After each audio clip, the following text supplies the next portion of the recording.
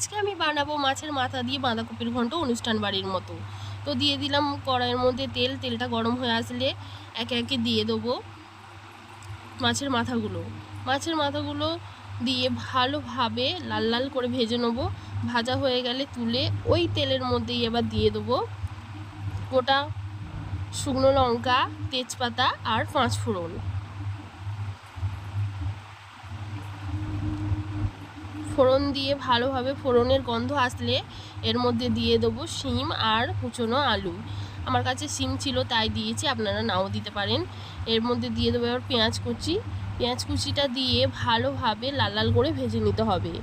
ভাজা হয়ে গেলে এর মধ্যে দিয়ে দিতে হবে আদা বাটা, রসুন বাটা দিয়ে ভালোভাবে কষিয়ে নিতে হবে। কষানো হয়ে গেলে এর মধ্যে দিয়ে দেবো কোচানো টমেটো, হলুদের গুঁড়ো, লঙ্কার গুঁড়ো, স্বাদ মতো লবণ দিয়ে ভালোভাবে কষিয়ে নিতে হবে। কষানো হয়ে গেলে এর মধ্যে দিয়ে দিতে হবে আগে থেকে নুন দিয়ে সেদ্ধ করা বাঁধাকপিটা দিয়ে ভালো করে কষিয়ে নেব। কষানো হয়ে গেলে স্বাদ মতো চিনি দিয়ে অল্প একটু কষিয়ে ঢাকনা চাপা দিয়ে দেবো কিছুক্ষণ।